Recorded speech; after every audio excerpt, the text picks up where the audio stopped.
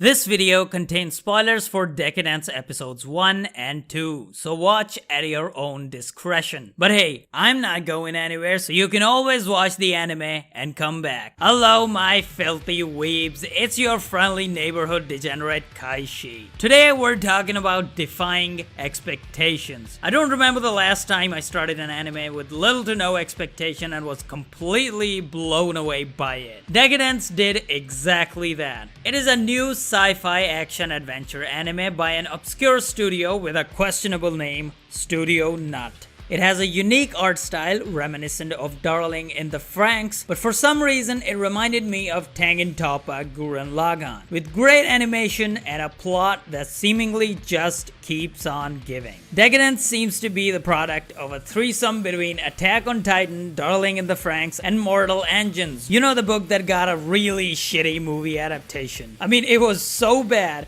I didn't even see the whole thing. Anyway, that's how Deca Dence appears to be, but only in that first episode. As you keep watching, you realize it's something completely different.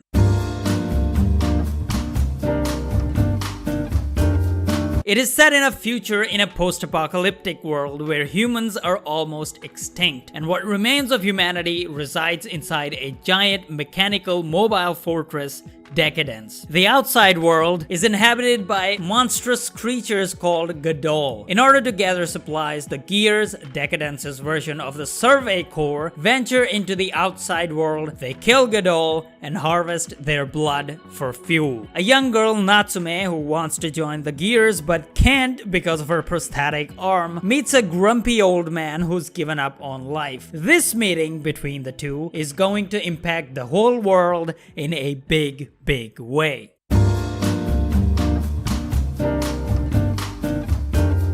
On first glance, Deca Dence looks like another Attack on Titan clone. Humanity on the brink of extinction, living inside walls, monsters outside, protagonist's parent killed by the monsters, and now they want to join the Survey Corps. Hell, Deca Dence even has its own version of the ODM gear. So another average Attack on Titan clone. No big deal. Except, it was not an average Attack on Titan clone, it was a good Attack on Titan clone. One that followed the same formula, but its world and characters were different and original enough for it to have its own personality. Not to mention the air of mystery surrounding one of its main characters. By the end of the first episode, I didn't care if it was an Attack on Titan clone. I enjoyed it. It was a good show that had the potential to stand on its own. And at the end of the day, that's all that matters. Also, that battle scene was epic. It was dynamic, fluid, and most of all, even with all the clunky CGI, it looked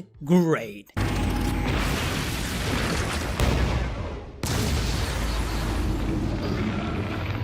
Now I truly understand the meaning behind the studio's name, because that is exactly what it made me do. So that's it, right? It's a good anime with a borrowed concept that's hella entertaining. End of story. But wait a minute, back up a bit, will ya? Where's the mind-blowing part, you guys must be wondering? Well, this was episode 1, and that comes in episode 2.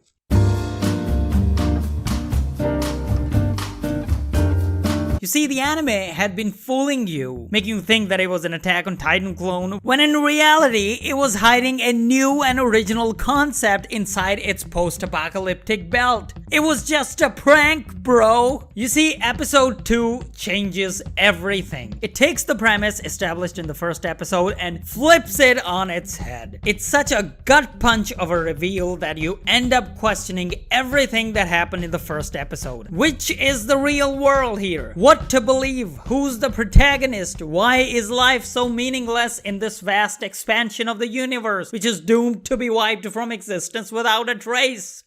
So what earth-shattering event happens that makes this anime such a clusterfuck for your neurons? Well, it turns out that the world of Deca Dence is a huge real-world simulation of a video game.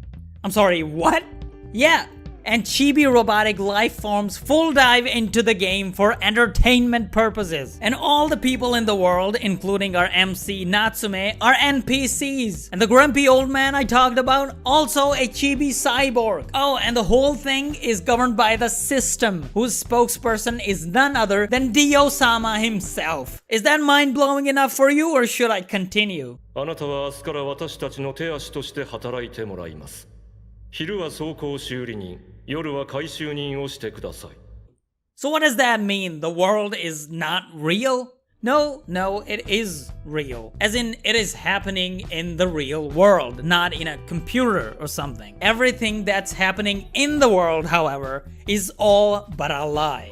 That's the simulation. It's a lot to take in just for 2 episodes, but the anime does such an amazing job in its execution that it doesn't come off as jarring. Well, only the right amount. The good kind of jarring. For me, it was completely unexpected. Great plot twist. It starts off as one thing and just 1 episode later, it turns into something completely different.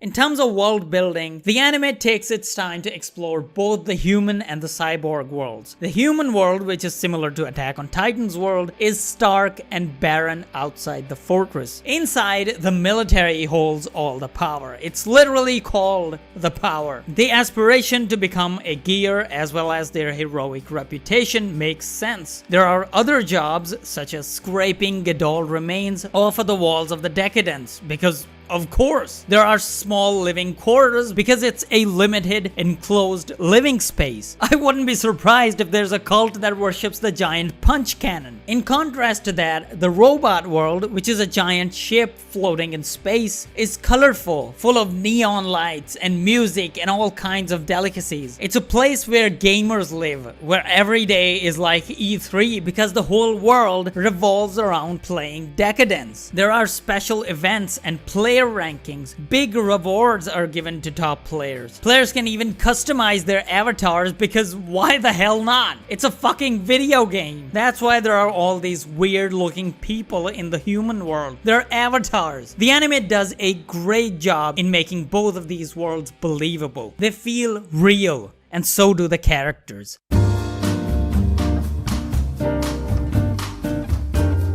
From Natsume's childlike optimism of a shonen protagonist to Hugin's cold, calculating apathy, the characters are diverse and have widely different personalities. My personal favorite is Kaburagi. His starkly realistic approach to life, as well as his internal conflict and eventual resolve, have been the highlight of the anime for me. Not to mention the completely juxtaposed personalities of our 2 main characters and how they bounce off each other.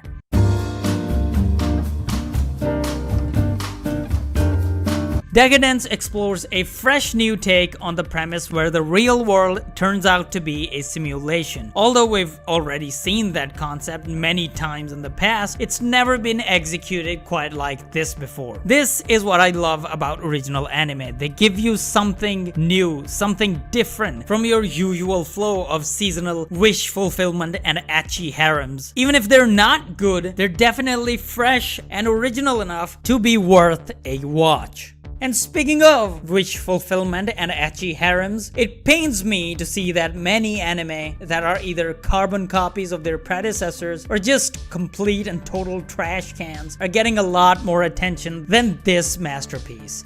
Let's see here, a rom-com about a dating app and fake relationships?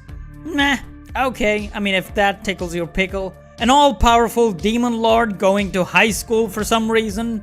Yeah, I'm sorry, that's a no from me, fam. Horny Power Rangers fighting aliens who steal people's erotic energy? Are you kidding me? What the hell is this? What else? Oh my god. I'm sorry, it just suddenly came in from.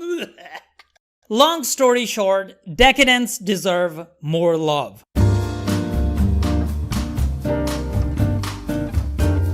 Deca Dence is directed by Yuzuru Tachikawa, whose previous works include Death Parade, Mob Psycho 100, and the amazing Terror in Resonance, and written by the guy who scripted Vinland Saga, Attack on Titan, and the aforementioned Terror in Resonance. So it is not without talent, and Studio Nut, despite their name, are finally getting the attention that they deserve. Their previous works include Yojo Senki and FLCL Alternative, but this anime, I believe, could be the one for them. Only time will tell. If you think this is a good anime that deserves more love and attention, put it down in the comment section, and if you think it's just a piece of crap and you'd rather watch horny Power Rangers, or worse, this, well, then you do you, buddy. You do you. Leave a like if you liked the video, subscribe if you want more, and I'll see you all in the next one.